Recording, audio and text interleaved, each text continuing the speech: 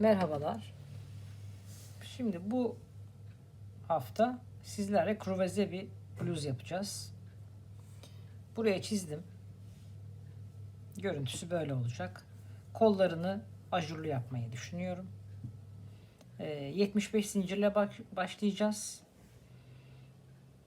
Arkamızın uzunluğuna eriştiğimizde istediğimiz boyda 25-25-25 ayıracağız.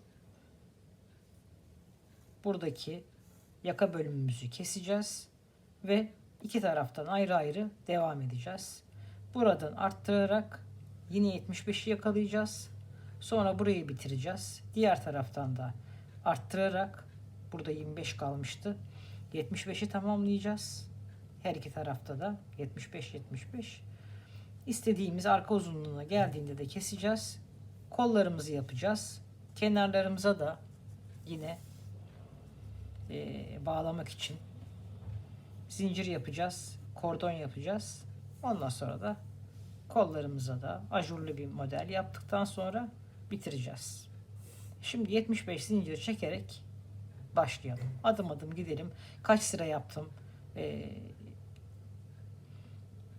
Buradan yakadan aşağı kadar ne kadar oldu? Onların ölçüsünü vereceğim. 75 zincirden sonra ikili trabzanlarımızda yakamıza kadar geleceğiz. Sonra 3'e ayıracağız. Devam edeceğiz.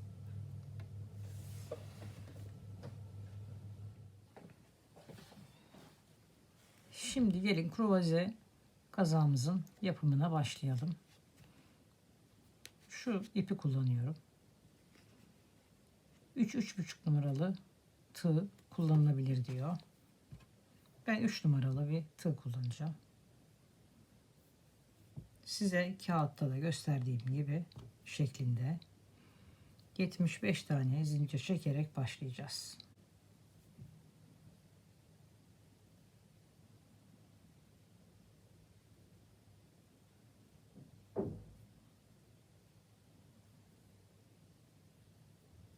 Çok fazla sıkmayın. İkili trabzanlar yapacağız. Şöyle ikili trabzan örneği göstereyim size, yeni başlayanlar için. Yapacağınız zincir adedinden 2 tane fazla çekerek başlayın. 75 çekerseniz eğer 77 tane yapın ve 2 tane sonrasına giderek ilk trabzanınızı yapın.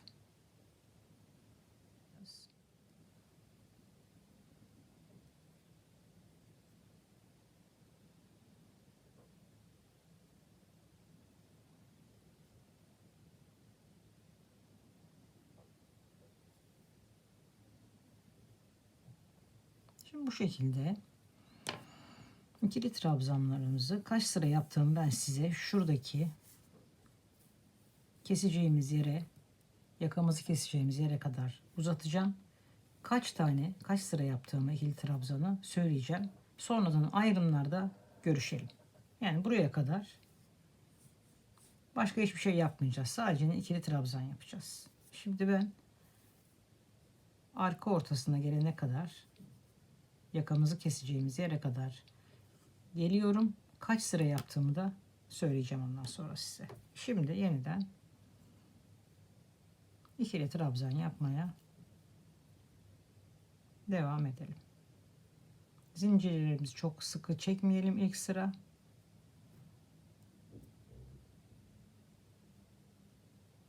Bu şekilde ikili trabzanlarımızı yapalım.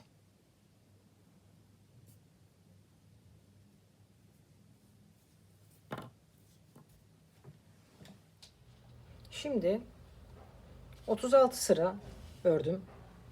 75 tane zincir çekmiştim.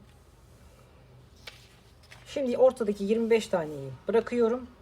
Ön için çalışmaya başlıyorum. Her sırada arttıracağım. 36 sıra buraya örelim. Dönüşte arttırmaya başlıyoruz. 25 tane ördüm ikili trabzan. Şimdi dönüyorum.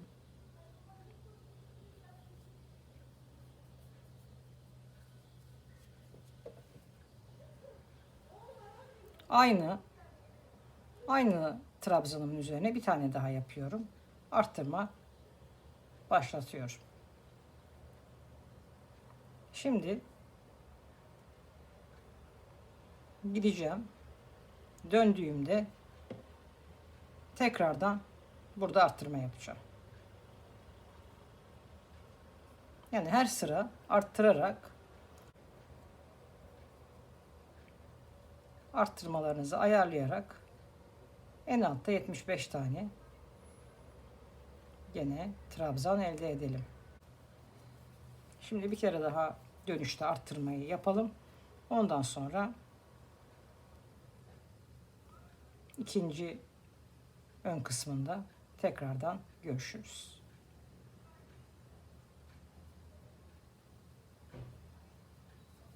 Burası kolumuzun olacağı yer.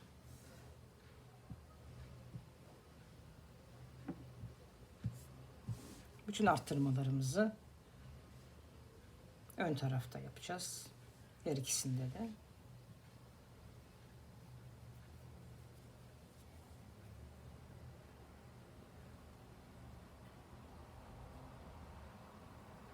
Şimdi arttırma noktasına gelene kadar ben devam edeyim. Tekrardan görüşelim. Şimdi arttırma yerime geldim. 25, 26 arttırdım.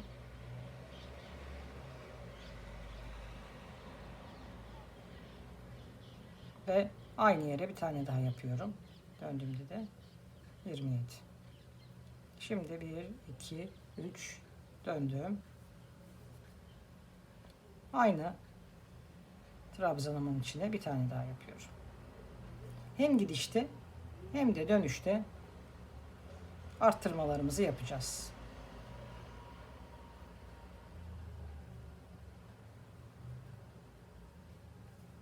...36 sıra olduğu için 14 sıra 14 tane eksik kalıyor. Benim bu yaptığım 75 zincirlik bluzda. O yüzden 14 taneydi. Aralarda arttırma yaparak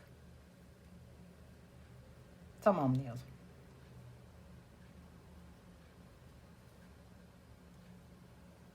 Dört beş sırada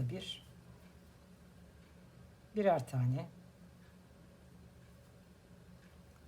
arttırma fazla yapalım.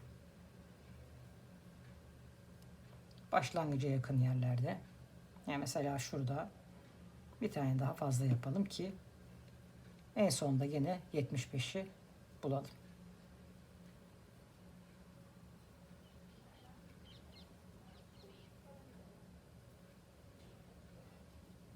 Bakın bu şekilde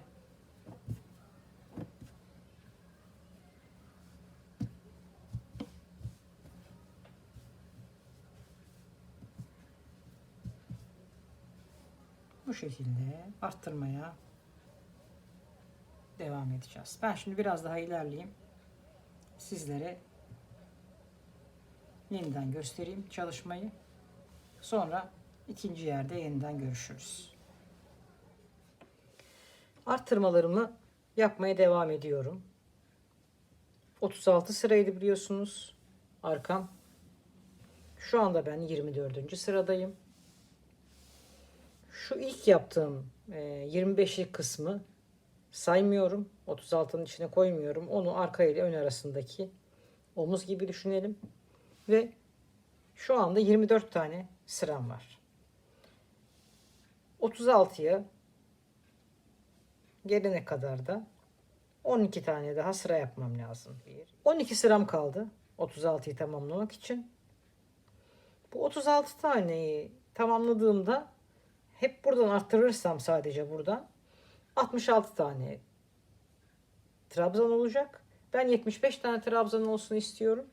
O yüzden 9 tane olan fazlalığı da yine burada aralarda birer ikişer arttırarak yapacağım. Buraya gelelim. Şuraya arttırarak. Sonra diğer yarımızı da yapalım. Aynı şekilde buradan devam edeceğiz. Ondan sonra kollarda yeniden görüşelim. Evet. Önümün ilk kısmını bitirdim. Şimdi başlıyorum. 25 tane.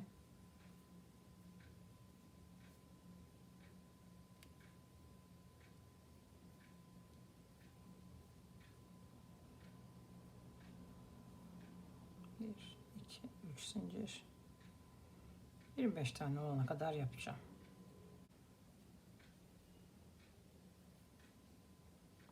Yaptım. Şimdi bakın 25 tane yaptım. Burada da 25, 25, 25. 3'le döndüm. Çıktım yukarı. Ve yine arttırıyorum. Yani her sırada arttırmış oluyorum. Sadece yakanın olduğu kısımda arttırıyoruz. Kolumuzun olacağı kısımda bir arttırma yapmayacağız. Bu şekilde burayı tamamlayalım. Kollarda tekrardan görüşelim.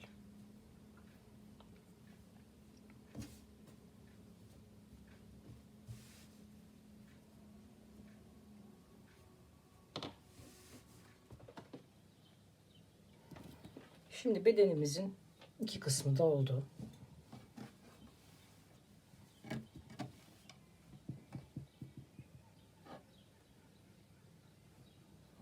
Kollarımın birini yaptım. Şöyle bir ajur çalışması yaptım.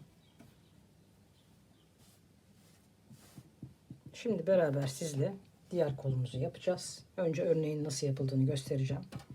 Çok kolay. Şimdi daha bir buhar yapmadım. Buhar yapıldıktan sonra daha da güzel olacak. Kol bileğin biraz altında kalıyor. Yarım kol gibi yaptım. Daha şık durdu. Çok kolay bir model. Hemen anlatacağım şimdi size onu da. Şimdi bu kolumuzu da şöyle bir şey yapacağız. Tam ortasını şöyle işaretledim. Ben buradan 13, buradan da 13 giderek işaretleyicilerimi taktım. Öyle başladım. Koluma uygun geldi. Çok geniş bir kol istemedim. Zaten model de kendini açıyor. Yani burasını orta kabul ettim. Şuraya tam omuzumun olduğu yeri. Buradan geriye 13 gittim. Buradan da geriye 13 gittim. Ve bir tanesinden başladım. Bir sık iğne sırası yapacağız. Ondan sonra da modelimizi kuracağız. Şimdi takalım 13 13 ve başlayalım. Şimdi taktım.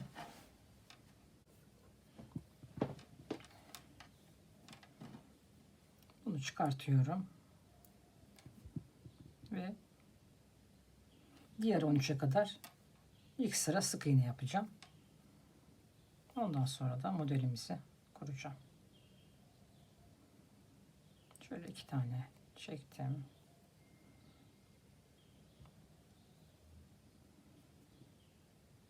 Gene 2'şer tane her ikili trabzanımın olduğu yerlere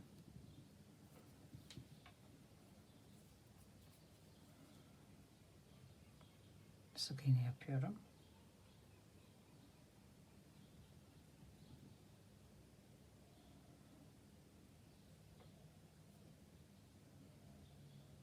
İçine de batabilirsiniz. Zincirlerin olduğu yere de batabilirsiniz.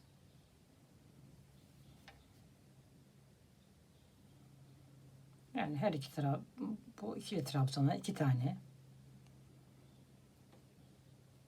sık iğne yapalım. Bakın bazen ortasına batıyorum, bazen içine batıyorum. Şöyle çok dar olmasın. Çok sıkı yapmayın sık iğnelerinizi.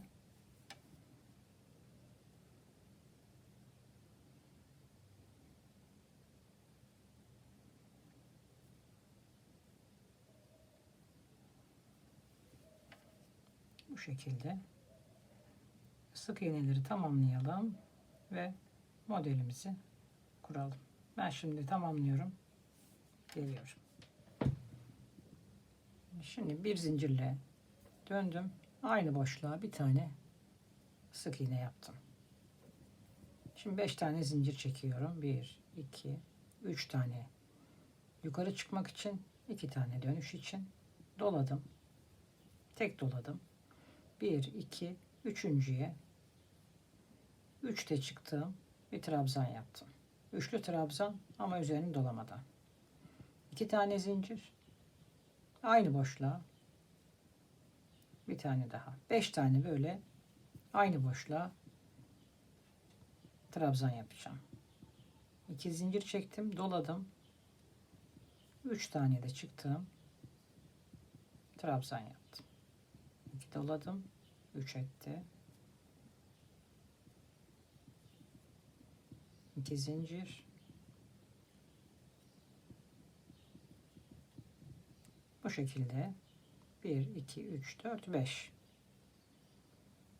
Aralarında 2 tane zincir var. 2 tane zincir çektim. Doladım. Dolamadım pardon. 2 zincir çektim. 1, 2, üçüncüye bir tane sık iğne yaptım. 1, 2 tane zincir. Aralarda 2 zincir var. 1, 2, üçüncüye 2 tane.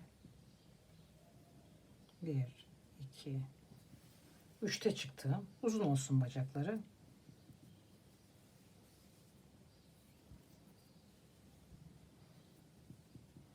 Bir, iki, aynı boşluğa böyle beşli gruplar yapacağız. Aralarında sık iğnelerin olduğu ilk sıra böyle.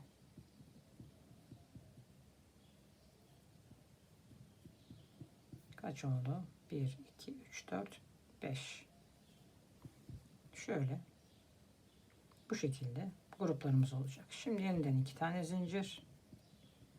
Dolamadık. 1, 2, üçüncüye sık iğneyle tutturdum. 1, 2, yine 1, 2, üçüncüye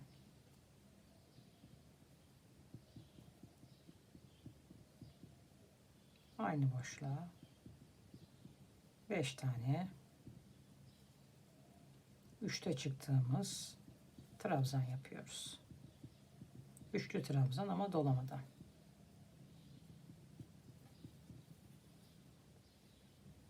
Şimdi bu şekilde devam edelim.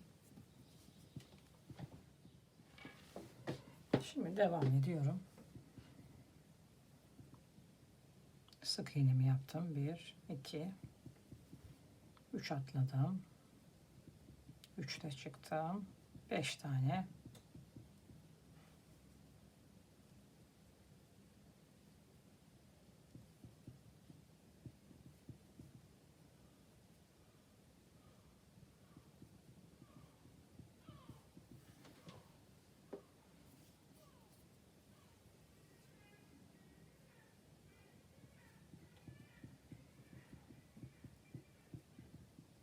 Beş.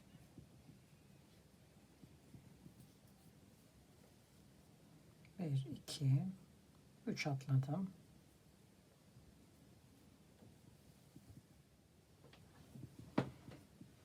Sıra sonuma geldim. Araya bir tane, 2 tane zincir çekiyoruz.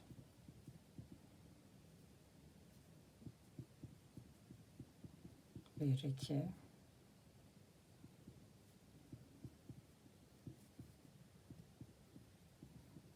Bir, iki, üç, dört. Bir tane daha. Ve bir, iki.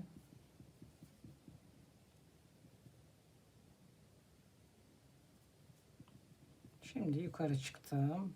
Yine aynı yere bir sık iğneyle bağlıyorum.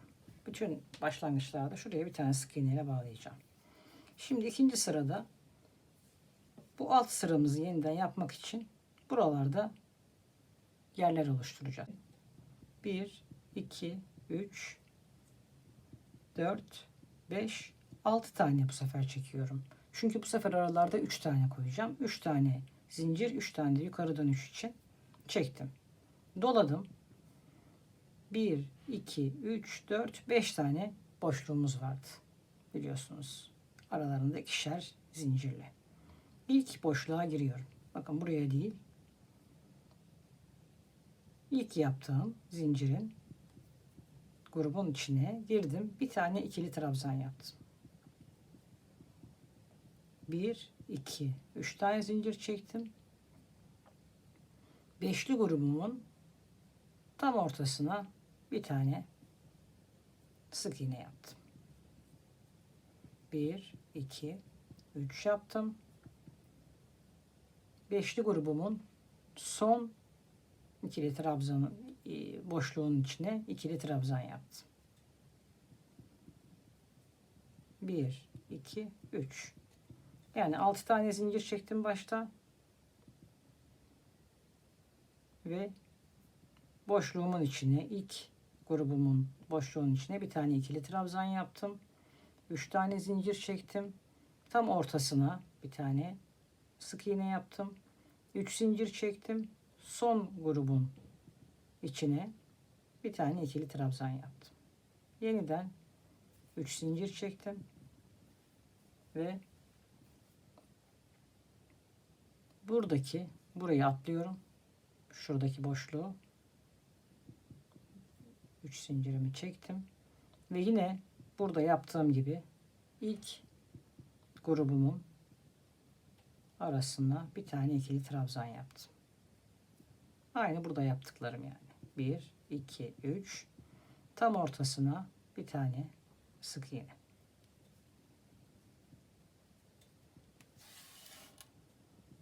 Bir, iki, üç.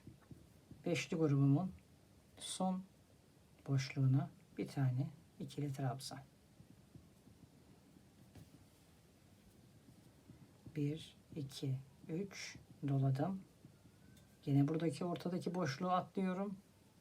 1, 2, 3, 4, 5'li grubumun ilk, bakın şuralara değil, bir zincirin içine 5 tane yaptığımız yerin ilk boşluğuna bir tane ikili trabzan yapıyorum. 1, 2, 3, tam ortasına bir tane sık iğne. 1, 2, 3 doladım. Şuraya beşlilerin içine 1, 2, 3. Yani beşli grubumuzun içine başa ve sona birer tane ikili trabzan, tam ortasına bir tane sık iğne yapıyoruz. Aralarında 3 zincir var. Şuradaki grubu atlayıp hep beşerli grupların içine çalışıyoruz. 3 zincir çektim. Buradaki grubu atladım. Şurayı ilk boşluğa bir tane ikili trabzan, 3 zincir, tam ortasına bir tane sık iğne. 1, 2, 3. Grubun sonundaki boşluğa bir tane ikili trabzan. Bu şekilde sonuna gelelim. Sonda yeniden görüşelim.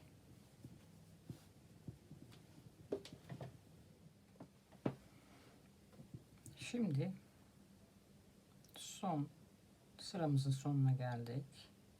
Tam ortasına bir tane sık iğne. Sondaki grubumuza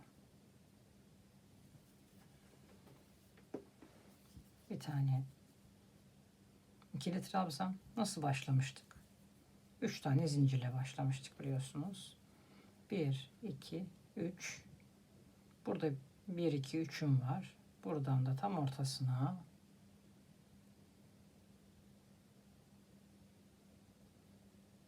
batarak bir tane yukarıya çıkmak rahat olsun diye 1, 2, 3 ile çıkıyorum. Burası dar sıtmasın diye. Şimdi yeniden bir zincir döndüm. 3. sıradayız modelimizin. Bir tane hemen şuraya sık iğne yapıyorum. 1, 2, 3, 4, 5 ile yukarı çıktım. Şimdi buraya bir tane yarım, şu beşli grubun yarısını yapacağım. Yani 3 zincirlik 3 ikili trabzanlık bir yer yapacağım. 5 çektim. Aynı yere bir tane 1 2 3'te çıktım. Trabzan yaptım. 1 2 1 2 3. Bakın 3 tane yarısını yapmış oldum motifimin. Neden öyle yapıyoruz? Çünkü artık şuradaki ortalara çalışacağız. Yani bir bu tarafta olacak, bir burada olacak modelimiz. Onu da göstereyim. Yani bir burada görüyorsunuz, bir burada. Ortalıyoruz yani. Çapraz çapraz koyuyoruz modelimizi. Şimdi bu yarımdan sonra aralarda 2 tane zincir çekiyorduk modelimizde, biliyorsunuz.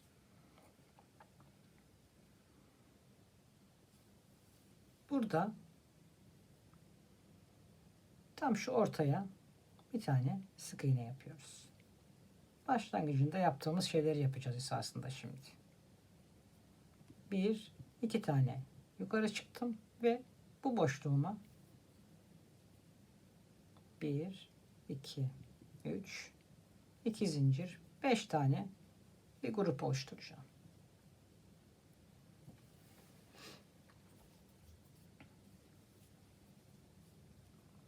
Bir, iki. Yani motifimizi tekrar ediyoruz. 1, 2, 3, 4.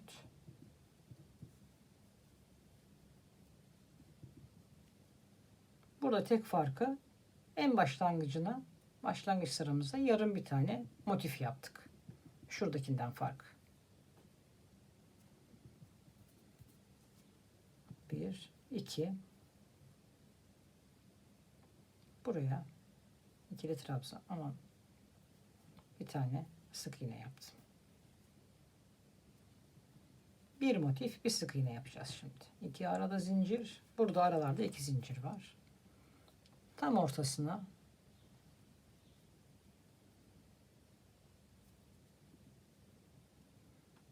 2 tane, tam ortasına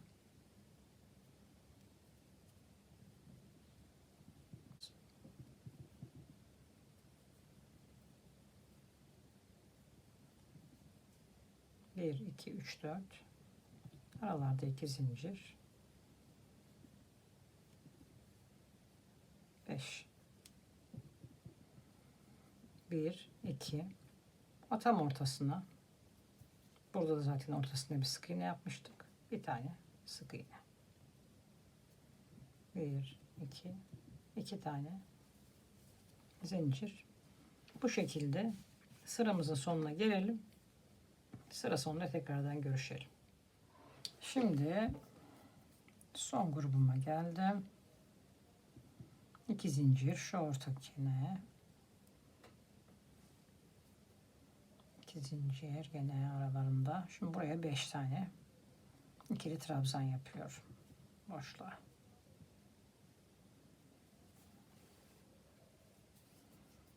3 2 tane zincir,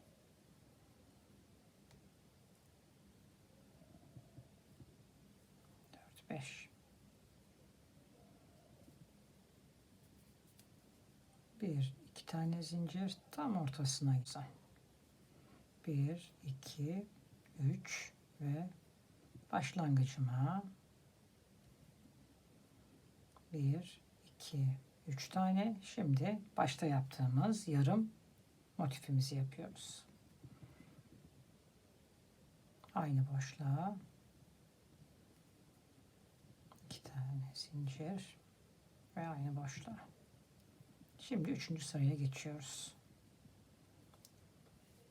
İkinci sıramızda, şimdi birinci sıramız buydu. İkinci sıramız, üçüncü sıramız, dördüncü sıra pardon. Bir sık iğne yapmıştık zaten.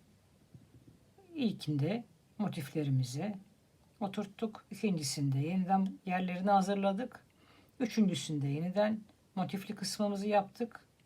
Şimdi dördüncü kısımda tekrardan buradaki beşli grupları yapmak için yerimizi hazırlayacağız. Döndüm. Hemen dibine bir tane ikili trabzan yapıyorum. Şimdi şuraya 1, 2, 3, 4, 5, 6 tane zincir çektim. Bakın şuradaki grubumuzun son halkası. Yani buraya yapıyorduk ya. Şu son halkayı yapıyorduk ya, ikili trabzan. Şimdi buraya grubumuzun son halkası düşünüyoruz ve buraya bir tane ikili trabzan yapıyoruz. Son halkasını yaptıktan sonra ne yapıyorduk? 3 tane zincir çekiyorduk. Ve diğer grubumuzun ilk boşluğuna bir tane daha ikili trabzan yapıyorduk. Böylece bir üst sırada grubumuzun, beşli grubumuzun yerini hazırlamış olduk. 1, 2, 3 tane. Tam ortasına yine 1, 2, 3, 4 beşlinin tam ortasına bir tane sık iğne. 1, 2, 3 doladık. Grubumuzun son boşluğunun içine bir tane ikili trabzan. 1, 2, 3.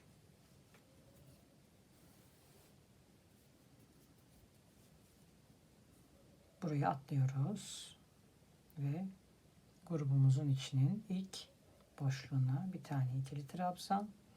1, 2 ve 3. Tam ortasına bir tane sık iğne. 1, 2, 3. Grubumuzun son boşluğuna bir tane ikili trabzan. 2, 3 doladım. Grubumuzun ilk boşluğuna bir tane ikili trabzan. Bakın bu şekilde sıra sonuna kadar gelelim. Sıra sonunda tekrardan görüşelim.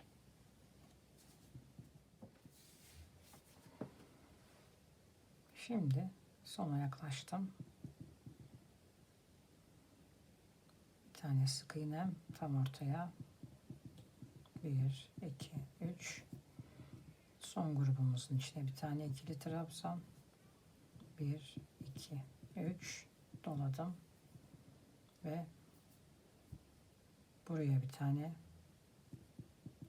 başta yaptığımız yarım motif. Bakın başta ne yapmıştık?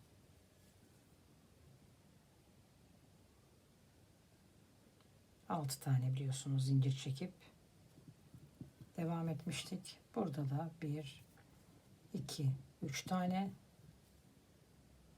3 kere de çıktım. 1, 2, 3. Bu şekilde en başta yaptığımız motifi yapacağız şimdi. Bakın buralara. Başa geldik. Yani en baştaki sırayı tekrar edeceğiz. 1, 2, 3, 4. 4 sırada bir ilk yaptığımız motif gibi yapacağız. Yani bir sıra yukarı zincir çektim. Şöyle bir tane sık iğne yaptım. 1, 2, 3, 4, 5 doladım. Dönmek için de yapmıştım. Tam ortasına motifimi yapıyorum. 1,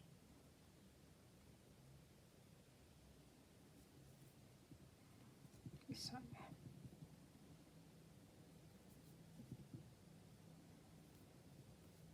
Beş zincirle yukarı çıktım.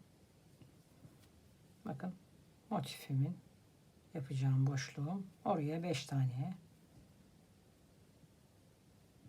aralarında 2 zincirle grup yapıyorum.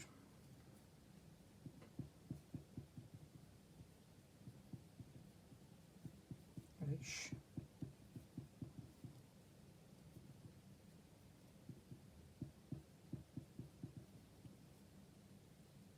Çok kolay bir motif.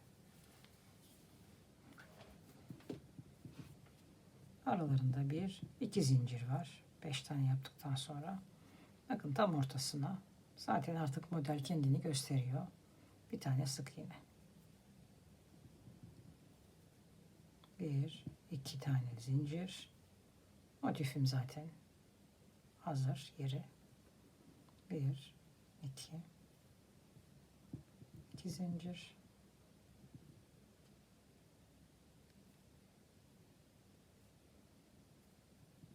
Bir, iki zincir. Aynı boşluğa. İki zincir. 5 tane motif. Bu şekilde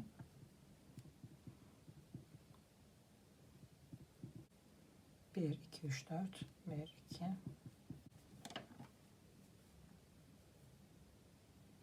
Şimdi başa gelelim. Tekrardan bir hatırlama yapalım. Sonra devam edelim. Şimdi yeniden başlangıçtaki motifimin yerine yapmış oldum. Şimdi ne yapmıştık? Buraya bir tane sık iğne ile başladım. 6 tane zincirimi çektim. Doladım. Grubumun içine bir tane ikili trabzan yaptım. Artık oluşturmaya başlıyorum yeniden. 3 tane zincir. Beşli grubumun tam ortasına, bakın 1, 2, 3, 4, 5, tam ortasına bir tane sık iğne. Yeniden başladım. 3, son grubuma bir tane ikili trabzan. 1, 2, 3 doladım. Buraya atladım. Yeniden ikili trabzan. Bu şekilde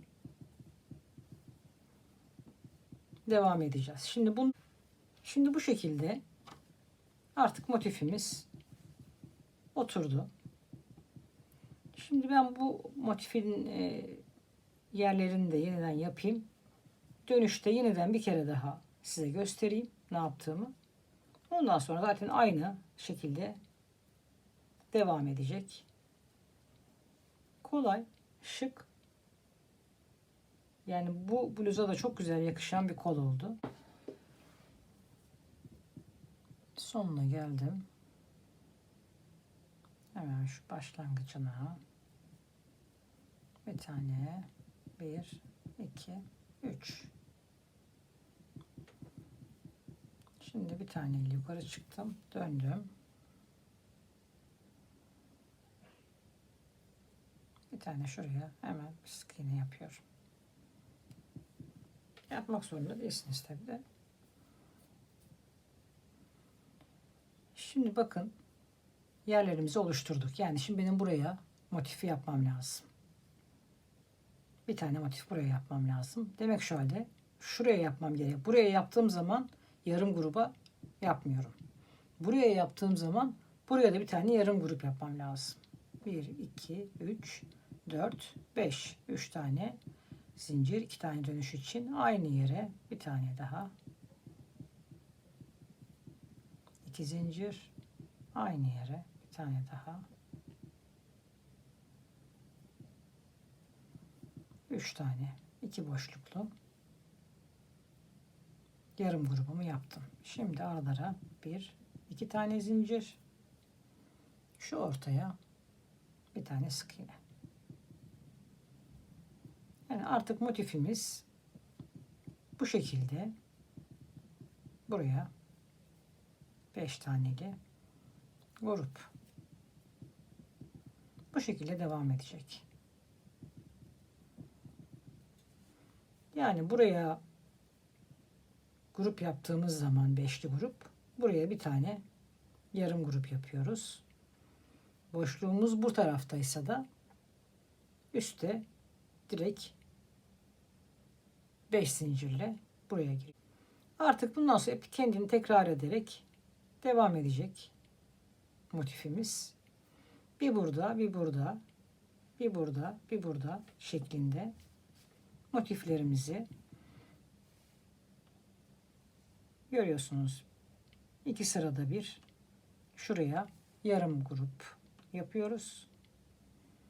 Aralarda mutlaka yerlerini oluşturuyoruz bir sırasında.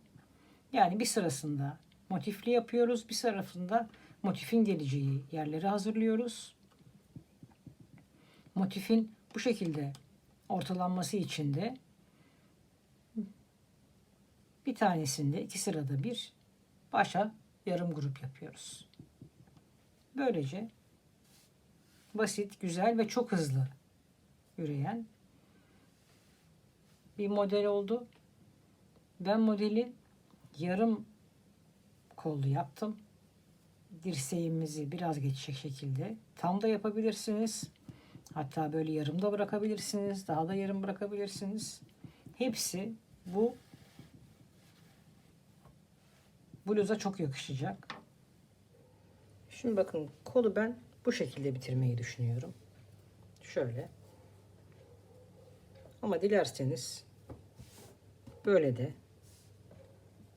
bitirebilirsiniz. Yani buradaki hattı yapmayarak. Böyle olunca biraz daha geniş kalıyor. Yani dar kalıyor burası.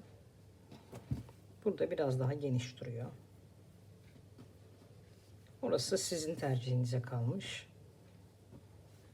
Şimdi artık dikmeye kenarlarını başlayacağız ve kordon çalışmasına başlayacağız.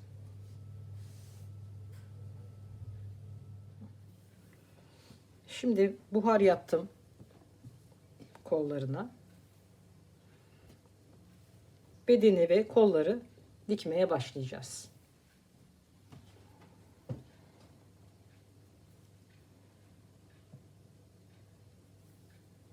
Şimdi beden ve kolları birleştirdikten sonra sizlerle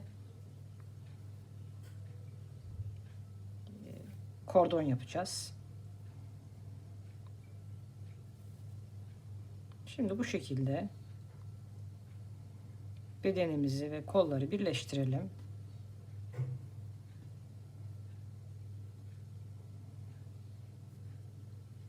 Bunları sonradan içeride kaybedeceğim.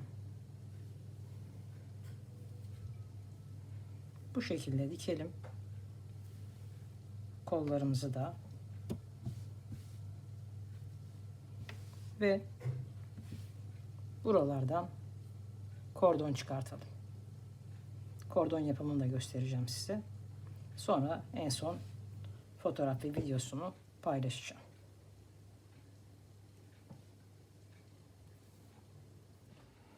Şimdi arttırarak finalini yaptığımız yerden tığ yardımıyla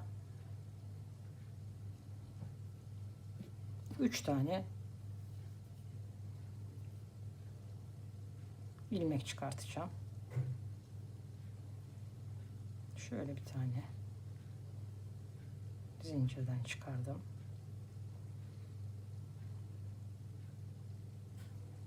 Böyle 3 tane çıkardım. Ve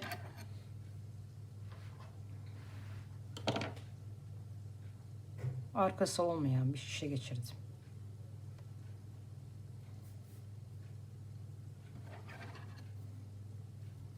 İlk sıra örüyorum. Düz.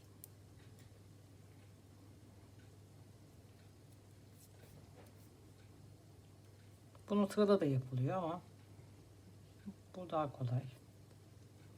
Şimdi buradan alıyorum. Bu tarafa geçiriyorum. Diğer tarafına. Her seferinde yine örüyorum. Aynı şeyi yapacağız. İstediğimiz yere gelene kadar. Ben size ne kadar yaptığımı da, kaç metre yaptığımı da sonunda söyleyeceğim. Bakın bu kadar basit. Yaptıktan sonra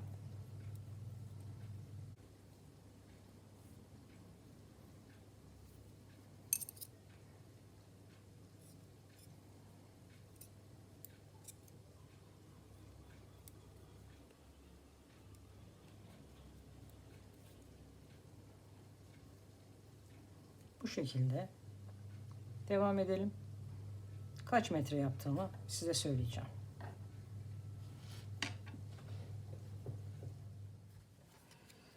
Şimdi bluzumuz bitti. Enseden 40 santim. Arkası. Yani arkadan başlıyoruz. Ne kadar uzun olmasını istiyorsanız o kadar yapacaksınız. Ondan sonra ön tarafımız, iki önümüz.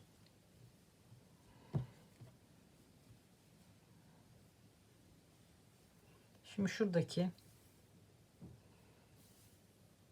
kordonumuz ne kadar uzun onu söyleyeyim size. Evet. 100 santim. 100 santim yapmışım. Her ikisini de 100'er santim. Yani bu buradan bağlanacak.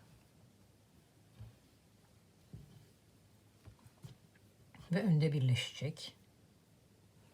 Bu öndeki birleşimden sonra olacak kısımda gene istediğiniz uzunlukta olabilir.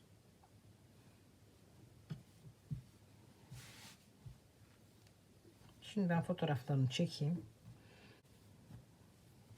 Böyle çok şık bir kotun üzerine gece giymelik ya da bir eteğin üstüne yine hem spor hem şık hem gece hem gündüz giyilebilecek çok hoş bir bluz oldu. Yapacaklara şimdiden kolay gelsin. Diğer projelerde görüşmek üzere.